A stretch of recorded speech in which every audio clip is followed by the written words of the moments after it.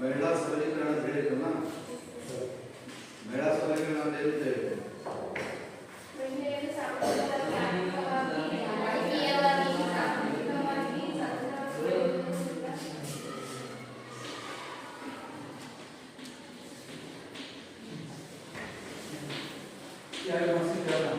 ಸ್ವಸಹಾಯ ಸಂಘ ಅಂದರೆ ಉದಾಹರಣೆ ಮಹಿಳಾ ಸಂಘಗಳು ನಿಮ್ಮೂರಲ್ಲಿ ಯಾವಾಗಲೂ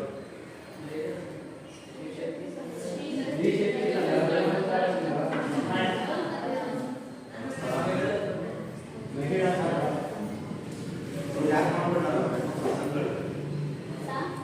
ಯಾಕೆ ಮಾಡ್ಕೊಂಡಾರೆ? ಯಾಕೆ ಮಾಡ್ತಾರೆ? ಏನು ಉದ್ದೇಶ? ಯಾಕೆ ಕಷ್ಟ ಕಾಲದಲ್ಲಿ ಬಡ್ಡಿ ಕಡಿಮೆ ತಿಂಗಳಿಗೆ ಒಂದು 50 ರೂಪಾಯಿ 100 ರೂಪಾಯಿ ವಾರಕ್ಕೆ ಟಿಕೆಟ್ ಕಟ್ತಾರೆ. ಅದೀಗ ಕಡಿಮೆ ಬಡ್ಡಿಗೆ ಅವರಿಗೆ 50,000 ಲಕ್ಷ ಸಾಲ ಕೊಡ್ತಾರೆ.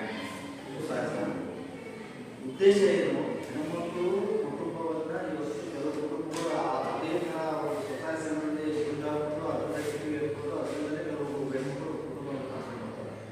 ಎಷ್ಟೋ ಮನೆಗಳು ಗಂಡ ಕುಡಿತನಗಳು ಗೊತ್ತಿಲ್ಲ, ಪಾಪ ಹೆಣ್ಮಕ್ಳು ಮಕ್ಕಳ ಫೀಸು, ಊಟ, ರೇಷನ್ನು, ಬಟ್ಟೆ ಮಕ್ಕಳು ಇದಕ್ಕೆ ಇವೇ ಇವತ್ತು ಬಹಳ ಸಹಕಾರಿ ಆಗ್ತಾರೆ. ಎಲ್ಲ ಹಳ್ಳಿಗಳಲ್ಲಿ ಇವತ್ತು ಎಲ್ಲ ಮಹಿಳೆಯರು 70% ಮಹಿಳೆಯರು ವಿಕಾಸಗಳಿದ್ದಾರೆ. ಯಾರೋ ಒಬ್ಬರು ಶ್ರೀಮಂತ ಮಹಿಳೆ ಎಲ್ಲರೂ ಇದೆ.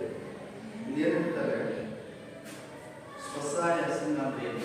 ಸ್ವ ಇಚ್ಛೆಯಿಂದ ಯಾರು ಒತ್ತಡ ಪೂರ್ವಕವಾಗಿ ಬರೀ ಸೇರಿ ಅಂತ ಯಾರು ಹೇಳಲ್ಲ.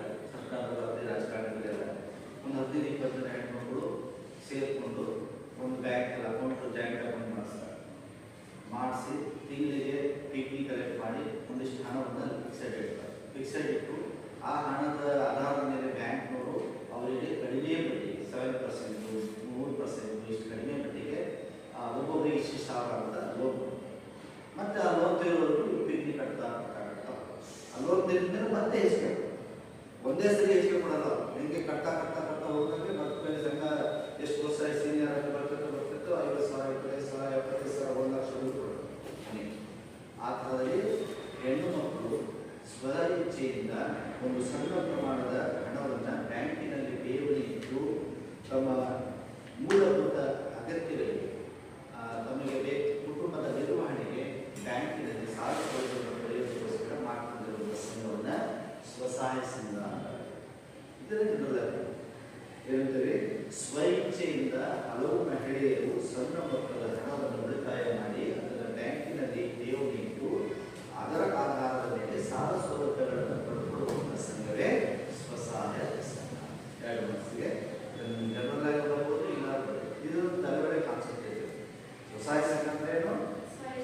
ಸ್ವ ಇಚ್ಛೆಯಿಂದ ಒಂದಿಷ್ಟು ಸಣ್ಣ ಮೊತ್ತ ಬಹಳ ಕಡಿಮೆ ತಿಂಗಳಿಗೆ 100 ರೂಪಾಯಿ, 50 ರೂಪಾಯಿ, ವಾರಕ್ಕೆ 50 ರೂಪಾಯಿ ಹಿಂಗೆ ಕಟ್ಕೊಂಡು ಹೋಗಿ ಬೆಳೀತಾ ವರ್ಷಕ್ಕೆ ಒಂದಿಷ್ಟು ಹಣ ಅದರ ಮೇಲೆ ಬ್ಯಾಂಕ್ಗಳು ಕಡಿಮೆ ಪರ್ಸೆಂಟ್ ಹೆಣ್ಮಕ್ಳ ವಿಶ್ವಾಸ ಹೆಚ್ಚಿಗೆ ಬ್ಯಾಂಕ್ನಲ್ಲಿ ಸಾಲ ತೀರಿಸ್ತಾರೆ. ಅವ್ರು ಯಾವಾಗ ಕೂಡ ಮರ್ಯಾದೆ ಗಳಿಸ್ತಾರೆ, ಹಾಗಾಗಿ ಅವ್ರಿಗೆ ಸಾಲ ಕೊಡ್ತಾರೆ. ಕೆಲವು ಗಂಡು ಮಕ್ಕಳಿಗೆ ಇದು ನಾನು ಇದನ್ನ ಮಾಡ್ಕೊಂಡು ಚೀಟಿ ಇಟ್ಕೊಂಡು ಹೋದ್ರೆ ಇವರಿಗೆ ಕಂಡು ಮಕ್ಕಳಿದ್ದಾರೆ ಇದನ್ನ ಕಟ್ತಾರೆ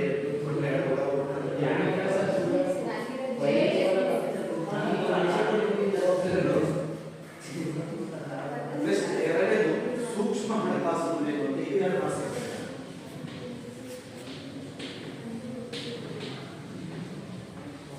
ಏನು ವಾರ ಸರಳವಾಗಿದೆ.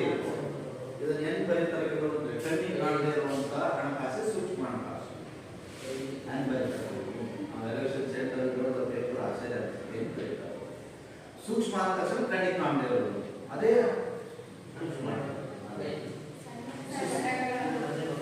ಬಡತನ ರೇಖೆಗಿಂತ ಕೆಳಗೆ ಇರುವವರಿಗೆ ಯಾರು ಅತಿ ಬಡವರಿದ್ದಾರೆ ಅವರಿಗೆ ಯಾವುದೇ ಭದ್ರತೆ ಇಲ್ಲ. ಸಾಲ ಕೊಡಬೇಕಾದ್ರೆ ಯಾವ ಸೆಕ್ಯೂರಿಟಿ ಬೇಕು, ಜಾಮೀನು ಬೇಕು. ಅವರಿಗೆ ಜಾಮೀನು ಬೇಕಾಗಿಲ್ಲ, ಯಾವ ಸೆಕ್ಯೂರಿಟಿ ಬೇಕಾಗಿಲ್ಲ. ಆ ಥರದಲ್ಲಿ ಕೊಡುವಂಥ ಸಾಲವನ್ನು ಸೂಕ್ಷ್ಮ ರೇಖೆಗಿಂತ ಕೆಳಗೆ ಈ ಕೆಳಮಟ್ಟದಲ್ಲಿರುವವರಿಗೆ ಯಾವುದೇ ಭದ್ರತೆ ಇಲ್ಲದೆ ಸಾಲ ಸೌಲಭ್ಯ ನೀಡುವುದನ್ನು ಸೂಕ್ಷ್ಮ ಅಂತಾರೆ. ಒಂದು ಮಾಸಕ್ಕೆ ಬೆಳೆಯುವಷ್ಟೇ, 2 ಮಾಸಕ್ಕೆ. ನೀವು ಸೂಕ್ಷ್ಮ ಅಂದ ತಕ್ಷಣ ಬಡತನ ರೇಖೆ ಇವತ್ತು ಹೇಳ್ತೀವಿ. ಬಡತನ ಅಂತ ಗೊತ್ತಾಗುತ್ತದೆ. ಮತ್ತೆ ಕೆಳಬಡವ ಪಾಪ ಅವನಿಗೆ ಏನಿಲ್ಲ, ಅವನ ಮನೆಯಲ್ಲಿ ಒಂದು ಗುಡಿಸಲಿದ್ದಾನೆ, ಅವನಿಗೆ ಆಸ್ತಿ ಇಲ್ಲ, ಅವನಿಗೆ ಸ್ವಂತ ಜಮೀನಿಲ್ಲ, ಬ್ಯಾಂಕ್ ಸ್ವಂತ ಯಾವುದೋ ಒಂದು ಆಧಾರ್ ಕಾರ್ಡ್ ಮೇಲೆ ಬದುಕು ಕೂಲಿನಾಲಿ ಮಾಡ್ಕೊಂಡಿರ್ತಾನೆ, ಅವನು ಬಡವ. ಅವನಿಗೆ ಯಾರು ಸಾಲ ಕೊಡಲ್ಲ. ಸಾಲ ಯಾರು ಕೊಡ್ತಾರೆ? ದುಡ್ಡಿದ್ದವರಿಗೆ ಅಸೆಂಬ್ಲಿ ಕೊಡ್ತಾರೆ, ಮತ್ತು ಇವರಿಗೆ ಯಾರು ಕೊಡೋದು? ಸೊ ಇಂತಹ ಬಡವರಿಗೆ ಸರ್ಕಾರ ಬ್ಯಾಂಕ್ಗಳು ಸಾಲ ಸೌಲಭ್ಯಗಳನ್ನು ಕೊಡೋದಕ್ಕೆ ಯೋಜನೆಗಳನ್ನು ಹಾಕೊಂಡಿದೆ. ಅಂತಹ ಬಡತನ ರೇಖೆಗಿಂತ ಕೆಳಗೆ ಇರುವವರಿಗೆ ಸಾಲ ಸೌಲಭ್ಯಗಳನ್ನು ಸೂಕ್ಷ್ಮ ಹಣಕಾಸು. ಸೊ ಇದರಲ್ಲಿ ಸೂಕ್ಷ್ಮ ಹಣಕಾಸಿನ ಲಕ್ಷಣಗಳು ಏರಿ ಅಂತ ಒಂದೆರಡು ಸರಿ ಕೇಳಿದ್ರೆ ಅದೇ ಎರಡು.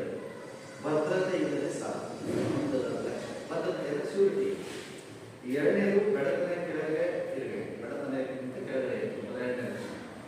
ಮೂರನೇದು ಸ್ವಸಹಾಯ ಸಂಘದ ಸದಸ್ಯರಾಗಿದ್ದಾರೆ, ಅದು ಗೊತ್ತಾಗುತ್ತೆ ಮಹಿಳಾ ಸಂಘದಲ್ಲಿ.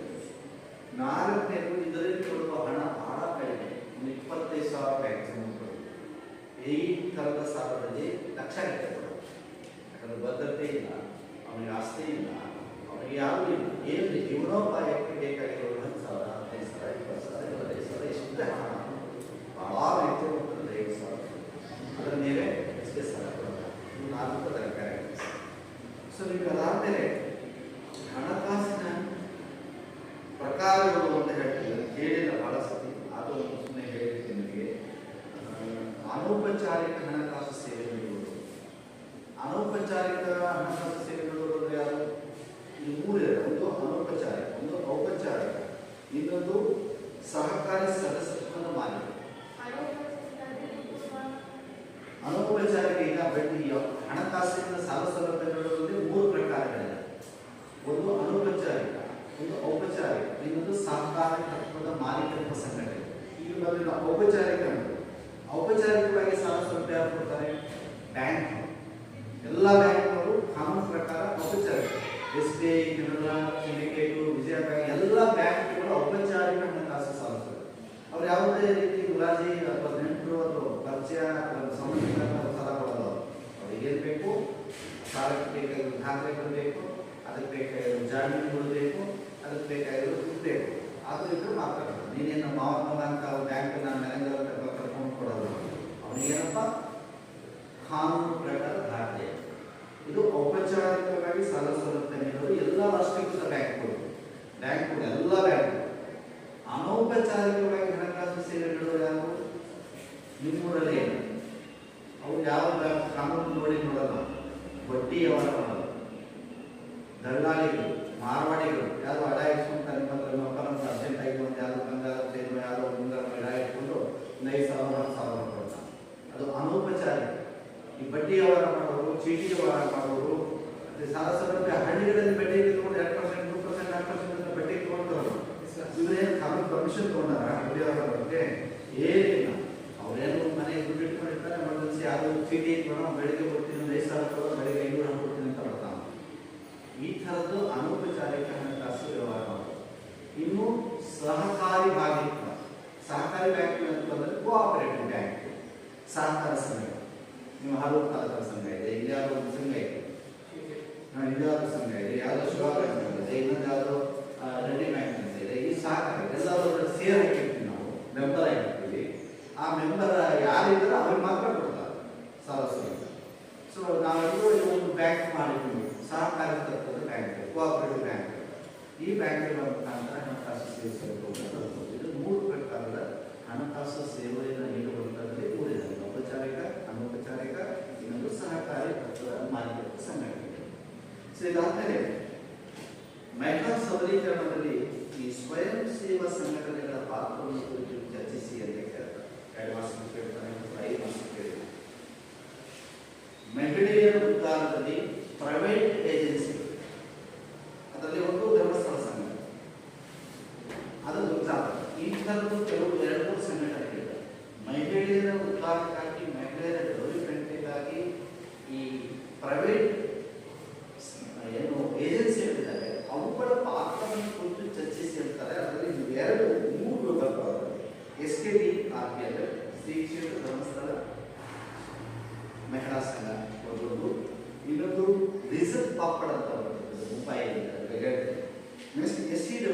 ಸೆಲ್ಫ್ ವುಮೆನ್ ಸ್ವಉದ್ಯೋಗ ಮಹಿಳಾ ಸಂಘ ಅಂತ ಇದೆ. ಈ 3 ಬಗ್ಗೆ ನೋಡಿ. ಇದನ್ನ ನೀವು SKDR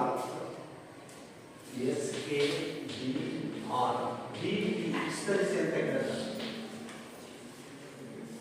ಏನಿದು? ಶ್ರೀ ಕ್ಷೇತ್ರ ಧರ್ಮಸ್ಥಳ ಅಭಿವೃದ್ಧಿ ರೂರಲ್ ಡೆವಲಪ್ಮೆಂಟ್ ಪ್ರೋಗ್ರಾಮ್, ಶ್ರೀ ಕ್ಷೇತ್ರ ಗ್ರಾಮೀಣ ಅಭಿವೃದ್ಧಿ ಸಂಸ್ಥೆ ಅಂತ. ಶ್ರೀ ಕ್ಷೇತ್ರ ಗ್ರಾಮೀಣ ಅಭಿವೃದ್ಧಿ ಸಂಸ್ಥೆ ಇದನ್ನು ನೆನಪಿದೆ. SKDP ಅಂತ ತಕ್ಷಣ ಧರ್ಮಸ್ಥಳ ಅಂತ ನೆನಪಿದೆ. ಅದನ್ನು ವಿಸ್ತರಿಸಿ ಅಂತ ಹೇಳ್ತಾರೆ. ಈಗ ಧರ್ಮಸ್ಥಳ ಸಂಘ ಏನೇನೆಲ್ಲ ಕಾರ್ಯಕ್ರಮ ಯಾರು ಇದರ ನೇತೃತ್ವವನ್ನು ವಹಿಸಿಕೊಂಡಿದ್ದಾರೆ? ಧರ್ಮಸ್ಥಳ ಗ್ರಾಮೀಣಾಭಿವೃದ್ಧಿ ಸಂಸ್ಥೆಯ ಅಡಿಯಲ್ಲಿ ಮಹಿಳೆಯರಿಗೆ ಸಾಕಷ್ಟು ಕಾರ್ಯಕ್ರಮಗಳನ್ನು ಕೊಡ್ತಾ ಇದ್ದಾರೆ. ಈ ಧರ್ಮಸ್ಥಳದ ಈ ಗ್ರಾಮೀಣಾಭಿವೃದ್ಧಿ ಸಂಸ್ಥೆಯ ಮುಖ್ಯ ಅಧ್ಯಕ್ಷರು ಅಥವಾ ಮುಖ್ಯ ಸಂಚಾಲಕರು ಮುಖ್ಯಸ್ಥರು ಯಾರಿದ್ದಾರೆ? ಇದರ ಮುಖ್ಯಸ್ಥರು ಯಾರು? ಚೇರ್ಮನ್. ಧರ್ಮಸ್ಥಳ ಅಂದ ತಕ್ಷಣ ಅವರ ಹೆಸರು ಬರಬೇಕು. ಯಾರು? ಧರ್ಮಸ್ಥಳದ ಮುಖ್ಯಾಧಿಕಾರಿ ಯಾರು? ಎಲ್ಲಿದ್ರು? ಕರ್ನಾಟಕದಲ್ಲಿದ್ದರು, ಹೇಳ್ತಾರೋ ಅಫ್ಘಾನಿಸ್ತಾನದಲ್ಲ, ಪಾಕಿಸ್ತಾನದಲ್ಲಿದ್ದರು. ಬೆಳಗ್ಗೆ ಸರಿ ತೊಳ್ಕೊಂತೀಯ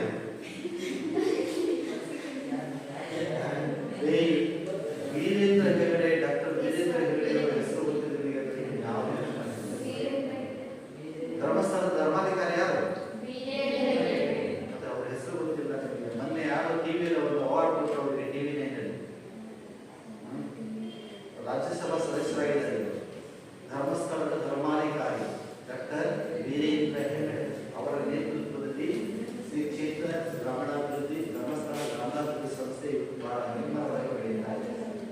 ಎಷ್ಟೋ ಊರುಗಳಿಗೆ ಕುಡಿಯುವ ನೀರು, ದೇವಸ್ಥಾನಗಳು, ಮಹಿಳೆಯರಿಗೆ ಎಷ್ಟೋ ಕೈಗಾರಿಕಾ ತರಬೇತಿಗಳ ಕಾರ್ಯಕ್ರಮಗಳು, ಉದ್ಯೋಗ, ಶಿಕ್ಷಣ, ಕೃಷಿ ಎಲ್ಲಾ ಕ್ಷೇತ್ರಗಳಲ್ಲಿ ಈ ಸಂಸ್ಥೆ ಬಹಳ ಪ್ರಮುಖವಾಗಿ ಕೆಲಸ ಮಾಡ್ತಾ ಇದೆ. ನಿಮ್ಮವರು ರೈಲ್ವೆ ಕಾರ್ಮಿಕರಿಗೆ ಹೆದೆಯಿದೆ.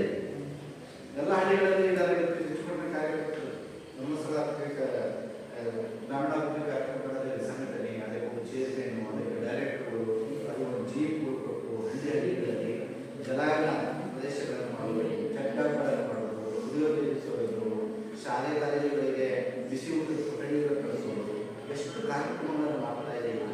ಧರ್ಮಸ್ಥಳಕ್ಕೆ ನಾವು ಹೋದರೆ ₹100 ಕಾಣಿಕೆ ಹಾಕ್ತೀವಿ, ಅದು ಎಲ್ಲೂ ಹೋಗ್ತೇವೆ. ಮತ್ತೆ ಈ ಹಳ್ಳಿಗಳ ಬದುಕಿಗೆ ಜೀರ್ಣೋದ್ಧಾರಕ್ಕಾಗಿತ್ತು ಆ ಧರ್ಮಸ್ಥಳ ಕ್ಷೇತ್ರ ಖರ್ಚು ಮಾಡ್ತಾರೆ. ನಾವು ಮಾಡಿಕೆ ಹಾಕೋದು ಪುನಃ ನಮ್ಮ ಹಳ್ಳಿಗೆ ರಿಟರ್ನ್ ಕೊಡ್ತಾ ಇದ್ದಾರೆ. ಎಷ್ಟು ಉತ್ತರ ಕರ್ನಾಟಕದಲ್ಲಿ ಧರ್ಮಸ್ಥಳ ಧರ್ಮಸ್ಥಳ ಅಂದರೆ ಕೆಲವರಿಗೆ ದೇವರ ಸಮಾನ ಹೇಳ್ತಾರೆ. ಉತ್ತರ ಕರ್ನಾಟಕದಿಂದ ಬಹಳ ಧರ್ಮಸ್ಥಳ ಈ ಕಡೆಗೆ. ಸೊ ಅಷ್ಟು ಕಾರ್ಯಕ್ರಮಗಳನ್ನು ಇವತ್ತು ಹಮ್ಮಿಕೊಳ್ತಾ ಇದೆ. ಅದಕ್ಕೆ ಜನರಲ್ ಆಗಿದೆ. ಅದು ಮಹಿಳೆಯರಿಗಾಗಿ ಈ ಧರ್ಮಸ್ಥಳ ಗ್ರಾಮೀಣಾಭಿವೃದ್ಧಿ ಸಂಸ್ಥೆ ಏನೇನ ಕಾರ್ಯಕ್ರಮಗಳನ್ನು ಮಾಡ್ತಾ ಇದೆ. ಅದರಲ್ಲೂ ಬಹಳ ಪ್ರಮುಖವಾಗಿ ಗ್ರಾಮೀಣ ಮಹಿಳೆಯರಿಗಾಗಿ ಗ್ರಾಮೀಣ ಮಹಿಳೆಯರಿಗಾಗಿ ಇವತ್ತು ಧರ್ಮಸ್ಥಳ ಗ್ರಾಮೀಣಾಭಿವೃದ್ಧಿ ಸಂಸ್ಥೆ ಹಲವಾರು ಕಾರ್ಯಕ್ರಮಗಳನ್ನು ಮಾಡಿಕೊಂಡು ಅವರ ಡೆವಲಪ್ಮೆಂಟ್ ಅನ್ನು ಮಾಡ್ತಾ ಇದೆ. ಅದರ ಬಗ್ಗೆ ನಿಮಗೆ ಎರಡನೇದು ರಿಸಲ್ಟ್ ಪಾಪಡ್ ಅಂತ ಇನ್ನೊಂದು ಸ್ವಸಹಾಯ ಉದ್ಯೋಗ. ರಿಸಲ್ಟ್ ಪಾಪಡ್ ಪಾಪಡ್ ಅಂದ್ರೆ ಪಾಪಡ್ ಅಂತ ಯಾಕೆ ಪಾಪಡ್ ಅಂತ ಯಾಕೆ ಕರಿತೀವಿ? ನಿಮ್ಮ ಪಾಪಡ್ ಅನ್ನೋ ಪದ ಕೇಳಿದ್ರ?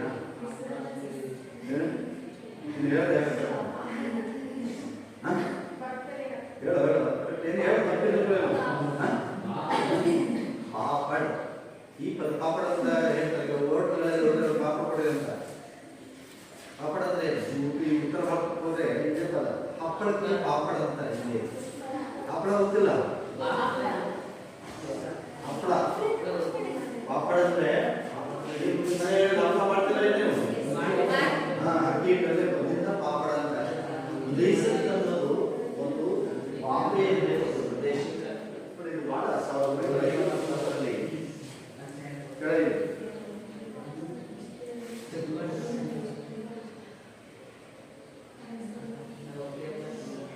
ಬಹಳ 1959ರಲ್ಲಿ ಒಂದು ಹಪ್ಪಳ ತಯಾರಿಕಾ ಕಂಪನಿ ಪ್ರಾರಂಭ ಆಗುತ್ತೆ.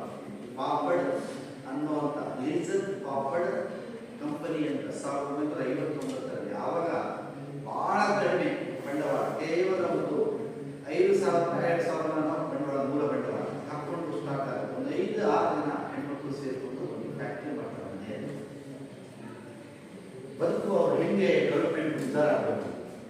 4-5 ಜನ ಹೆಣ್ಮಕ್ಳು ಸೇರಿಕೊಂಡು ಮನೆಯಲ್ಲೇ ಹಪ್ಪಳ ತಯಾರಿ ಮಾಡೋಕ್ಕೆ ಸ್ಟಾರ್ಟ್ ಮಾಡ್ತಾರೆ. ಅಲ್ಲಿಂದ 4 ಜನದಿಂದ ಸ್ಟಾರ್ಟ್ ಆಗಿದ್ರು ಇವತ್ತು 50,000 ಜನ ಈ ಕಂಪನಿಯಲ್ಲಿ ಕೆಲಸ ಮಾಡ್ತಾರೆ. ಕೇವಲ 5-6 ಸಾವಿರ ರೂಪಾಯಿ ಮೂಲ ಬಂಡವಾಳ ಹಾಕಿಕೊಂಡಿದ್ದು ಇವತ್ತು ವರ್ಷಕ್ಕೆ $2 ಬಿಲಿಯನ್ ಹಣ ಸಂಪಾದನೆ ಮಾಡ್ತಾರೆ. ಬರೀ ಹೆಣ್ಮಕ್ಕಳೇ ನಡೆಸ್ತಾ ಇರುವಂತ ಏಕೈಕ ಫ್ಯಾಕ್ಟರಿ ಹೆಣ್ಮಕ್ಳೇ ಎಲ್ಲ ಸೇರಿ. ಇದು ಯಾರು ಒಬ್ಬ ವ್ಯಕ್ತಿ ಹೆಣ್ಮಕ್ಳು ಲೀಡರ್ ಇಲ್ಲ, ಇದು ಎಲ್ಲ ಹೆಣ್ಮಕ್ಳು ಸದಸ್ಯರು ಅಲ್ಲಿ ಕಾರ್ಯಕ್ರಮ. ಇಡೀ ವಿಶ್ವದಲ್ಲಿ ಸುಮಾರು ಅನೇಕ ರಾಷ್ಟ್ರಗಳಿಗೆ ಇವರು ತಯಾರು ಮಾಡುವಂತಹ ಪಾಪಗಳು ಆಮೇಲೆ ರಕ್ತ ಆಗ್ತಾ ಇದೆ. ಭಾರತದಲ್ಲಿ ನೀವು ಇವೆಲ್ಲ ದೊಡ್ಡ ದೊಡ್ಡ ಕಡೆ ದೊಡ್ಡ ಹೋದ್ರೆ ಪಾಪಡ ಮೆಂಜಲ್ ಪಾಪಡದ ಪ್ಯಾಕೆಟ್ಗಳು ಬಹಳ ಸಿಗ್ತವೆ. ಬಹಳ ರುಚಿಯಾಗಿ ಬಹಳ ಒಳ್ಳೆಯ ಕ್ವಾಲಿಟಿಯಲ್ಲಿ ತಯಾರು ಮಾಡ್ತಿರುವಂಥ ಭಾರತದ ಏಕೈಕ ಹಪ್ಪಳ ತಯಾರಿಕಾ ಕಂಪನಿ ರಿಸರ್ವ್ ಪಾಪಡ. ಇದ್ರ ಬಗ್ಗೆ ನೀವು ವೈಮಾನಿಕ ಕೇಳ್ತಾರೆ. ಇದು ಮುಂಬೈಯಲ್ಲಿ ಇರುವಂಥ ರಿಸರ್ವ್ ಪಾಪಡ ಅಂತ ಹೆಣ್ಮಕ್ಳಿಂದ ನೋಡಿ ಎಷ್ಟು ಸಾಧ್ಯ ಇದೆ. ಹೆಣ್ಮಕ್ಳು ಮನಸ್ಸು ಮಾಡಿದ್ರೆ ಕೇವಲ ಒಂದು ಮನೆಯಲ್ಲಿ 4 ಜನ ಅಕ್ಕಪಕ್ಕ ಮನೆಯಲ್ಲಿ 4 ಹೆಣ್ಮಕ್ಳು ಸೇರಿಕೊಂಡು ಒಂದು ಫ್ಯಾಕ್ಟರಿ ತಯಾರು ಮಾಡ್ತಾರೆ ಅಂದರೆ ಅದು ಫ್ಯಾಕ್ಟರಿ ಅಂತ ಪರಿಕಲ್ಪನೆ ಅವರಿಗೆ ಮುಂದೊಂದು ದಿನ ಗೊತ್ತಾಗುತ್ತೆ. 50,000-40,000-50,000 ಜನ ದೇಶದ ಅಲ್ಲ ಬೇರೆ ದೇಶಗಳಲ್ಲಿ ಬ್ರಾಂಚ್ಗಳು ಮಾಡ್ಕೊಂಡಾರೆ ಇವತ್ತು ಪ್ರದೇಶಗಳ. ಇದಕ್ಕೆ ಕಾರಣ ಅಷ್ಟೇ ಅವರು ಬಳಸ್ತಾ ಇರುವಂಥ ಆಧುನಿಕ ತಂತ್ರಜ್ಞಾನ. ಈಗ ನಮ್ಮ ಮನೆಯಲ್ಲಿ ಹಪ್ಪಳ ಮಾಡಬೇಕಾದ್ರೆ ಒಂದು ಸ್ವಲ್ಪ 4 ಬೀಜ ಉಪ್ಪು ಹೆಚ್ಚಿಗೆ ಬಿಸಾಕಿದ್ರೆ ಹಪ್ಪಳ ಹಾಕಬೇಕು, ಸ್ವಲ್ಪ ಖಾರ ಹೆಚ್ಚಿಗೆ ಹಾಕಿದ್ರೆ ಹಪ್ಪಳ ಹಾಕೋದು. ಆದರೆ ಅವರು ಲಕ್ಷಗಟ್ಟಲೆ ಒಂದು ದಿನ ತಯಾರು ಮಾಡ್ತಾರೆ ಅಂದರೆ ಎಲ್ಲ ಮಿಷನರಿಗಳನ್ನೇ ಉಪಯೋಗಿಸ್ಕೊಂಡ. ಇಷ್ಟೇ ಗ್ರಾಮ್ ಒಂದು ಹಪ್ಪಳ ತಂದು ಇನ್ನೊಂದು ಹಪ್ಪಳ ತೂಕ ಮಾಡಿದ್ರೆ 1 ಗ್ರಾಮ್ ಹೆಚ್ಚು ಕಡಿಮೆ ಮಾಡ್ತಾರೆ. ಇಷ್ಟೇ ಕ್ವಾಂಟಿಟಿ, ಇಷ್ಟೇ ಕ್ವಾಲಿಟಿ, ಇಷ್ಟೇ ಖಾರ, ಇಷ್ಟೇ ಪ್ರಮಾಣದ ಉಪ್ಪು, ಇಷ್ಟೇ ಪ್ರಮಾಣದ ಮಸಾಲೆ ಅದನ್ನು ಆಟೋಮೆಟಿಕ್ ಮಿಷಿನ್ಗಳಲ್ಲಿ ಮಾಡ್ತಾರೆ. ಪ್ಯಾಕಿಂಗ್ ಮಾಡೋದು ಒಳ್ಳೆಯ ಪದಾರ್ಥಗಳನ್ನು ಮೊದಲು ಅವರು ಕೊಂಡ್ಕೊಳ್ತಾರೆ. ನಾವು ಯಾವ್ದು ಆಹಾರ ತಯಾರು ಮಾಡಬೇಕಾದ್ರೆ ಮತ್ತೆ ಒಳ್ಳೆ ಕ್ವಾಲಿಟಿ ದವಸ ಧಾನ್ಯಗಳನ್ನು ಕೊಡ್ತೇವೆ. ನಾವು ಒಳ್ಳೆ ಸಾಂಬಾರು ಮಾಡಬೇಕು ಅಂದರೆ ಏನು ಮಾಡಬೇಕು, ಒಳ್ಳೆ ಖಾರ ಕೊಡಬೇಕು, ಒಳ್ಳೆ ಮಸಾಲೆ ಕುಡಿತಾರೆ, ಒಳ್ಳೆ ತರಕಾರಿ ಯಾವುದು ಕೊಡ್ತಿರೋದು ಮಾಡಿದ್ರೆ ಅಲ್ಲಿ ಕ್ವಾಲಿಟಿ. ಹಾಗಾಗಿ ಇವತ್ತು ರಿಸರ್ವ್ ಪಾಪಡ್ ನೋಡಿ ಹೆಣ್ಮಕ್ಳಿಂದ ನಡೀತಾ ಇರುವಂಥ ಒಂದು ಬೃಹತ್ ಉದ್ಯಮ ಇವತ್ತು 2 ಬಿಲಿಯನ್ ಅನೇಕ ವ್ಯವಹಾರಗಳನ್ನು ಮಾಡ್ತಾ ಇದೆ. ಇವತ್ತು ಭಾರತದಲ್ಲಿ ಅಲ್ಲದೆ ವಿಶ್ವದ ವಿವಿಧ ಕಡೆ ಇವತ್ತು ಇದು ಬೆಳೀತಾ ಇದೆ. ಇದರಿಂದ ಮಹಿಳೆಯರು ಸಬಲರಾಗ್ತಾ ಇದೆ.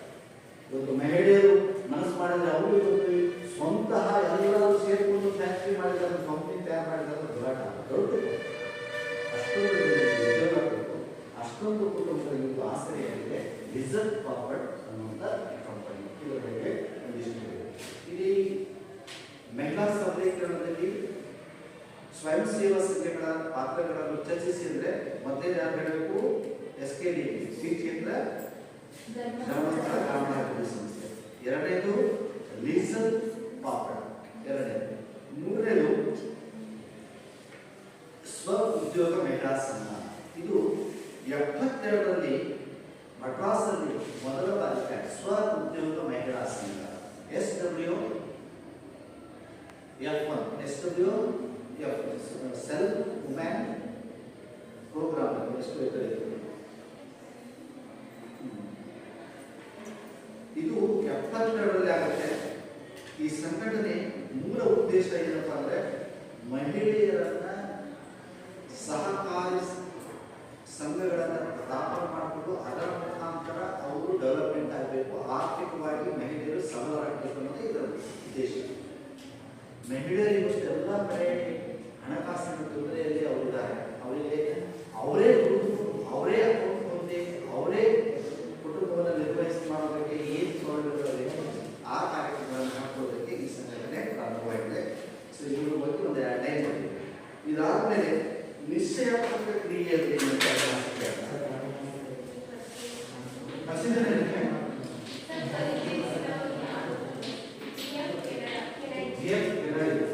ಎಂದರೇನು ಅಂತ ನಿಶ್ಚಯಾತ್ಮಕ ಕ್ರಿಯೆ ಎಂದರೇನು ಇದು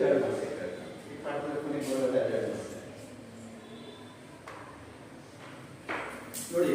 ಉದ್ಯೋಗ, ಶಿಕ್ಷಣ, ವ್ಯಾಪಾರ. ಉದ್ಯೋಗ, ಶಿಕ್ಷಣ, ವ್ಯಾಪಾರ. ಈ 3 ಕ್ಷೇತ್ರಗಳಲ್ಲಿ ಜಾತಿ ಧರ್ಮದ ಹಿನ್ನೆಲೆ ಯಾರು ಹಿಂದುಳಿದಿದ್ದಾರೆ ಅವರಿಗೆ ಲಾಭದಾಯಕವಾಗಿರುವ ನೀತಿಯನ್ನು ರೂಪಿಸುವುದು ನಿಶ್ಚಯಾತ್ಮಕ ಕ್ರಿಯೆ. ಹೇಳ್ತಾನ ಯಾವುದು ಉದ್ಯೋಗ ಶಿಕ್ಷಣ ವ್ಯಾಪಾರ ಕ್ಷೇತ್ರಗಳಲ್ಲಿ ಉದ್ಯೋಗ ಶಿಕ್ಷಣ ವ್ಯಾಪಾರ ಕ್ಷೇತ್ರಗಳಲ್ಲಿ ಯಾರು ಜಾತಿ ಧರ್ಮದ ಕಾರಣದಿಂದ ಹಿಂದುಳಿದಿದ್ದಾರೆ ಅವನು ಆ ಜಾತಿಯನ್ನು ಅನ್ನೋ ಕಾರಣಕ್ಕೆ ಅವನು ಹಿಂದುಳಿದಿಲ್ಲ. ಇಲ್ಲ ಅವನು ಬ್ರಾಹ್ಮಣಾಗಿದ್ದರೆ ಮೇಲೆ ಹಿಂದುಳಿದ ಬರ್ತಿದ್ದ ಅವನು ಬೆಳಜಾತಿಯನ್ನು ಅನ್ನೋ ಕಾರಣಕ್ಕೆ ಅವನು ಹಿಂದುಳಿದಿಲ್ಲ. ಅಂಥವರಿಗೆ ಒಳ್ಳೆಯ ಲಾಭದಾಯಕ ನೀತಿಯನ್ನು ರೂಪಿಸಬೇಕು. ಒಳ್ಳೆಯ ಲಾಭದಾಯಕ ನೀತಿಯನ್ನು ರೂಪಿಸೋದೇ ನಿಶ್ಚಯಾತ್ಮಕ ಕ್ರಿಯೆ. ಯಾರು ಜಾತಿ ಧರ್ಮದ ಕಾರಣದಿಂದ ವ್ಯಾಪಾರ ಉದ್ಯೋಗ ಶಿಕ್ಷಣದಲ್ಲಿ ಹಿಂದುಳಿದಿದ್ದಾರೆ ಅವರಿಗೆ ಉತ್ತಮವಾದ ಲಾಭದಾಯಕವಾದ ನೀತಿಯನ್ನು ರೂಪಿಸುವುದು. ಅರ್ಥ ಈಗ ಯಾರೋ ಕೆಳಗಾರನು ಯಾರೋ ಆದಿವಾಸಿಯನ್ನು ಅಂತ ಧರ್ಮ ಕೆಳಗಾರ ಹೇಳಿ ಅವನು ಉಳಿದಿದ್ದಾರೆ ನಿಜ, ಅವನಿಗೆ ಒಳ್ಳೆಯದಾದ ನೀತಿಯನ್ನು ರೂಪಿಸಬೇಕು. ಅಂತಹ ನೀತಿಗಳನ್ನು ನಿಶ್ಚಯಾತ್ಮಕ ಕ್ರಿಯೆ ಅಂತ ಜಾನ್ ಕೆನಡಿ ಈ ಪದವನ್ನು ಮೊದಲು ಬಳಸ್ತಾರೆ, ಈ ರೀತಿಯನ್ನು ಪ್ರತಿಪಾದನೆ ಮಾಡ್ತಾರೆ. ಸೊ ಇದಾದ್ಮೇಲೆ ನಿಮಗೆ ಈ 3ನೇ ಪಾಠ ಮುಗಿದಿದೆ. 4ನೇ ಪಾಠ ನೆಕ್ಸ್ಟ್ ಹೇಳಿದ್ದು ಭಾರತದಲ್ಲಿ ಕುಟುಂಬ ಅಂತ ನಿಮಗೆ ಒಟ್ಟು 4.5 ಪಾಠ ಆಗಬೇಕು ನಿರ್ಧಾರ. ಈ 3 ಪಾಠಕ್ಕೂ ಕಂಪ್ಲೀಟ್ ಆಗಿ ನೋಟ್ಸ್ ಇದಾಗಿರ್ತದೆ. ಕೆಲವು ಕ್ವಶನ್ಸ್ಗಳು ಕೇಳ್ತಾ ಹೋಗ್ತೀನಿ. ಈಗ ನೀವು ಇದನ್ನ ಹೇಳಬೇಕು, SCBC ಬಹಳ ಸಿಂಪಲ್ ಆಗಿದೆ. ಯಾರ ಹೇಳಿದ್ರೆ SCBC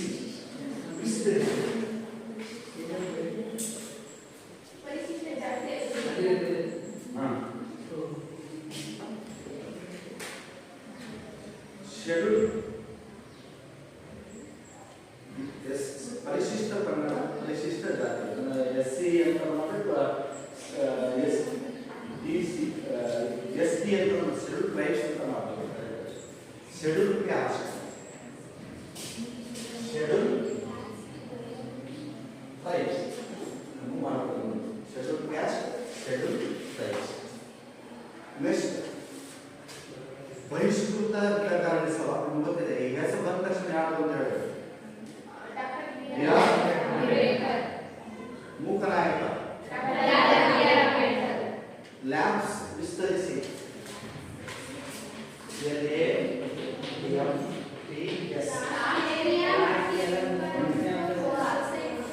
ವಿಶ್ವದ ಪ್ರದೇಶ ಸಹಕಾರ ಸಂಘ. ನೋಡಿ ಕರ್ನಾಟಕದಲ್ಲಿ ಇದೊಂದು ಸ್ವಲ್ಪ ಹೇಳಿದ್ರೆ ಕರ್ನಾಟಕದಲ್ಲಿ ಒಂದು ಆದಿವಾಸಿ ಪಂಗಡ ಇದೆ. ಸೂರಿಗರು ಬೆಳಗಿರಿ ರಂಗನ ಬೆಟ್ಟದ ತಪ್ಪದಲ್ಲಿದ್ದಾರೆ ಚಾಮರಾಜಪೇಟೆ. ಈ ಸೂರಿಗರ ಅಭಿವೃದ್ಧಿಗಾಗಿ ಶ್ರಮಿಸುತ್ತಿರುವ ಸಂಘಟನೆ ಯಾವುದು ಅಂತ ಕೇಳ್ತಾರೆ. ಸೂರಿಗರು ಬೆಳಗಿರಿ ರಂಗನ ತಪ್ಪದಲ್ಲಿರುವಂತಹ ಒಂದು ಆದಿವಾಸಿ ಜನಾಂಗ ಸೂರಿಗರು. ಇವರ ಕಲ್ಯಾಣಕ್ಕಾಗಿ ಇವರಿಗೆ ಎಜುಕೇಶನ್, ಇವರಿಗೆ ವಸತಿ, ಇವರಿಗೆ ವ್ಯಕ್ತಿತ್ವ ನಿರ್ಮಾಣ, ಈ ತರ ಒಳ್ಳೆಯ ಕಾರ್ಯಕ್ರಮಗಳನ್ನು ಹಾಕೊಂಡಿರೋದು ಪ್ರೈವೇಟ್ ಏಜೆನ್ಸಿ. ಆ ಏಜೆನ್ಸಿ ಯಾವುದು ಅಂತ ಕೇಳ್ತಾರೆ. ಅದರ ಏಜೆನ್ಸಿ ಯಾವುದು? ವಿವೇಕಾನಂದ ಗಿರಿಜನಾ ಟ್ರಸ್ಟ್ ಅಂತ. ವಿವೇಕಾನಂದ ಗಿರಿಜನಾ ಟ್ರಸ್ಟ್. ಇನ್ನೊಂದು ಕರುಣಾ ಟ್ರಸ್ಟ್ ಅಂತ. ಕರುಣಾ ಟ್ರಸ್ಟ್ ಅಥವಾ ವಿವೇಕಾನಂದ ಗಿರಿಜನಾ ಟ್ರಸ್ಟ್. ಸ್ತ್ರೀ ಶಕ್ತಿ ಯೋಜನೆ ಯಾವ ವರ್ಷದಲ್ಲಿ? ಸ್ತ್ರೀ ಶಕ್ತಿ ಯೋಜನೆ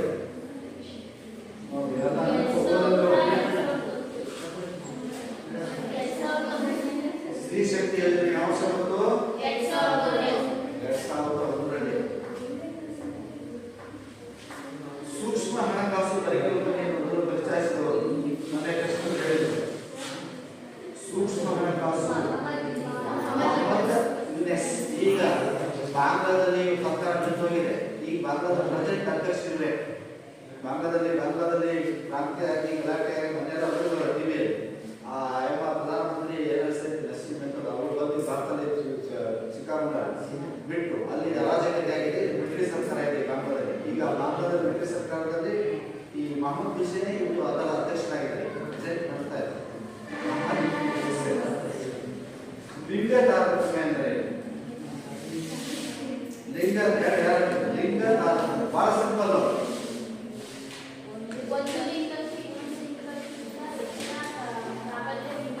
ಗಂಡು ಹೆಣ್ಣು ಎಂಬ ಲಿಂಗದ ಆಧಾರದ ಮೇಲೆ ಇದು ಬರಬೇಕು. ಗಂಡು ಹೆಣ್ಣು ಎಂಬ ಲಿಂಗದ ಆಧಾರದ ಮೇಲೆ ಒಂದು ಲಿಂಗಕ್ಕಿಂತ ಮತ್ತೊಂದು ಲಿಂಗ ಕೀಳು ಎಂಬ ಭೇದಭಾವವೇ ಲಿಂಗದ ಆಧಾರ. ಗಂಡು ಹೆಣ್ಣು ಎಂಬ ಮೇಲೆ ಒಂದು ಲಿಂಗಕ್ಕಿಂತ ಮತ್ತೊಂದು ಲಿಂಗ ಕನಿಷ್ಠ ಶ್ರೇಷ್ಠ ಎಂಬ ಭೇದಭಾವವೇ ಲಿಂಗದ ಆಧಾರ.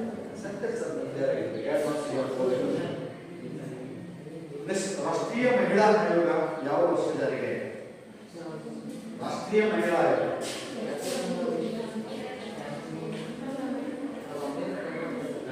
ರಾಷ್ಟ್ರೀಯ ಮಹಿಳಾ ಆಯೋಗ 1992ರಲ್ಲಿ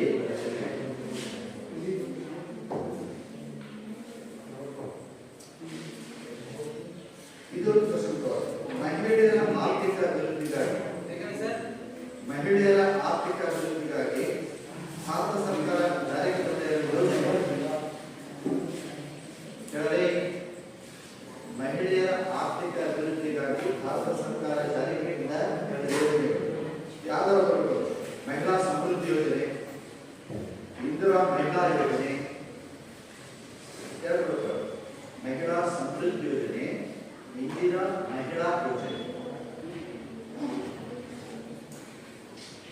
ಇನ್ನೊಂದು ಕ್ವಶನ್ ಇದನ್ನು ಕೇಳಬೇಕು. ಸ್ವಸಹಾಯ ಸಂಘದಿಂದ ಸಾಲ ಪಡೆಯುವುದರಿಂದ ಆಗುವ ಅನುಕೂಲಗಳೇ? ಈಗ ನಾವು ಸ್ವಸಹಾಯ ಸಂಘಗಳಂತ ಹೇಳಿ ಹಳ್ಳಿಗಳಿಂದ ಇದರಲ್ಲಿ ನಾವು ಸಾಲ ತಗೊಳ್ಳೋದ್ರಿಂದ ಏನು ಅನುಕೂಲ?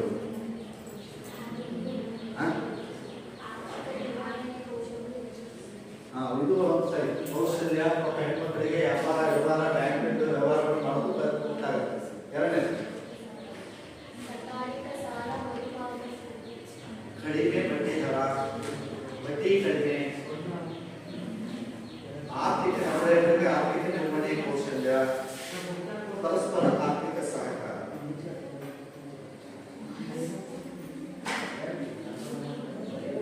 SEWM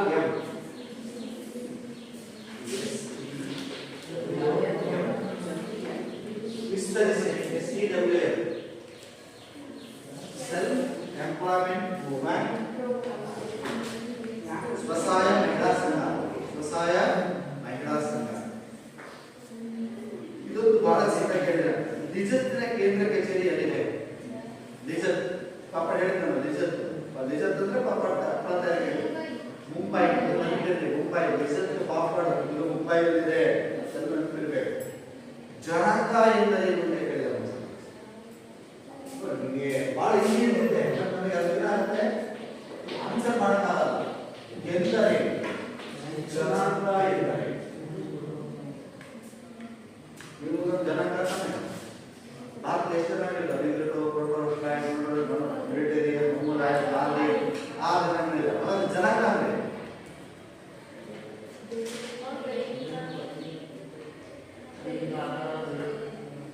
ಎಲ್ಲರೂ ಒಂದೇ ತರ ಇಲ್ಲ ಅಲ್ವಾ?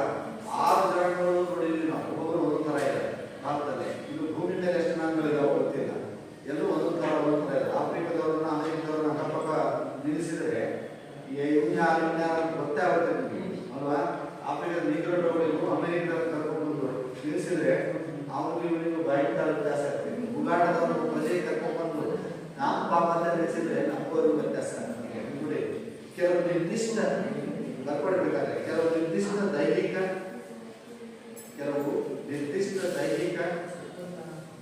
ಲಕ್ಷಣಗಳನ್ನು ಹೊಂದಿರುವ ಜನರನ್ನೇ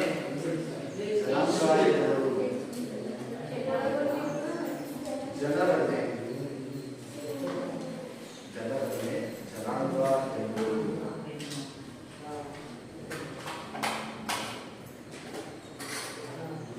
ಸರ್ವಚೇತನವಾದ ಎಂದರೆ ಸರ್ವಚೇತನ ಅಂದ್ರೆ ಬಹಳ ಸಿಂಪಲ್. ಪ್ರಕೃತಿಯಲ್ಲಿರುವ ಎಲ್ಲಾ ವಸ್ತುಗಳಲ್ಲೂ ದೇವರಿದ್ದಾನೆ ಎಂಬ ನಂಬಿಕೆಯೇ ಸರ್ವಚೇತನವಾದ. ನೀವು ನೋಟ್ಸ್ ಕಂಪ್ಲೀಟ್ 3 ಪಾಠ ಮಾಡಿಕೊಂಡು ಹೊರಗಡೆ ಬನ್ನಿ. ನೆಕ್ಸ್ಟ್ ನೀವು ಭಾರಿ ಪ್ರಾಯಸಿಗೆ ಎಕ್ಸ್ಟ್ರಾ ವರ್ಕ್ ಕೊಡ್ತೀನಿ. ಬೋರ್ಡ್ ಆಮೇಲೆ ಎಲ್ಲವೂ ಕ್ವಿಜ್ಗಳು ಎಲ್ಲ ನೀವೇ ಮಾಡಬೇಕು. ಫಸ್ಟ್ 5 ಜನ ಪಾಸ್ ಆಗಬೇಕು. ಇಲ್ಲ ಇಷ್ಟು ಮಾಡಿ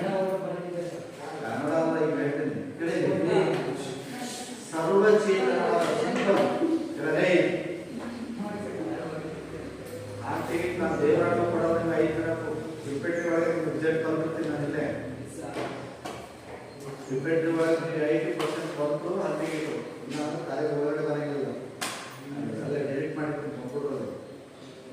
ಸರ್ವಚೇತನವಾದ ಸಿಂಪಲ್ ತಿಳ್ಕೊಳ್ಳಿ. ಈ ಭೂಮಿ ಮೇಲಿರೋ ಎಷ್ಟೋ ವಸ್ತುಗಳಿದ್ದಾವೆ, ಗಿಡ, ಮರ, ಕಲ್ಲು, ಭೂಮಿ, ಮಣ್ಣು ಏನೆಲ್ಲ ಇದ್ದಾವೆ, ಮನುಷ್ಯರಿದ್ದಾರೆ, ನೂರಾರು ಜೀವಿಗಳಿದ್ದಾವೆ. ಅದರ ನಂಬಿಕೆ ಸರ್ವಚೇತನ ಅಂದರೆ ಎಲ್ಲವೂ ಜೀವಂತ. ಆ ಎಲ್ಲ ಜೀವಂತ ಕಲ್ಲಲ್ಲೂ ದೇವರಿದ್ದಾನೆ, ಮಣ್ಣಲ್ಲೂ ದೇವರಿದ್ದಾನೆ, ಮಣ್ಣಲ್ಲೂ ದೇವರಿದ್ದಾನೆ, ಎಲ್ಲರೂ ದೇವರಿದ್ದಾನೆ, ನನ್ನಲ್ಲೂ ದೇವರಿದ್ದಾನೆ, ಎಲ್ಲರಲ್ಲೂ ದೇವರಿದ್ದಾನೆ ಅನ್ನೋ ನಂಬಿಕೆ ಸರ್ವಚೇತನ. ಭೂಮಿ ಮೇಲೆ ಇರುವ ಸರ್ವ ವಸ್ತುಗಳಲ್ಲೂ ದೈವತ್ವವಿದೆ ಅನ್ನೋ ನಂಬಿಕೆಯಿಂದ ಬದುಕೋದಿಲ್ಲ. ನಾವು ಇದನ್ನು ಯಾರು ನಂಬಿಕೆ ಇಟ್ಕೊಂಡಿದ್ದಾರೆ ಈ ದೇಶದಲ್ಲಿ ಅಥವಾ ಈ ಭೂಮಿಯಲ್ಲಿ? ಆದಿವಾಸಿ ನೋಡಿ, ಆದಿವಾಸಿಗಳಿಗೆ ನಮ್ಮ ಹಾಗೆ ಗುಡಿ ಗೋಪುರಗಳನ್ನು ಅವರು ಕಟ್ಕೊಂಡು ದೇವರನ್ನು ಪೂಜೆ ಮಾಡಲ್ಲ.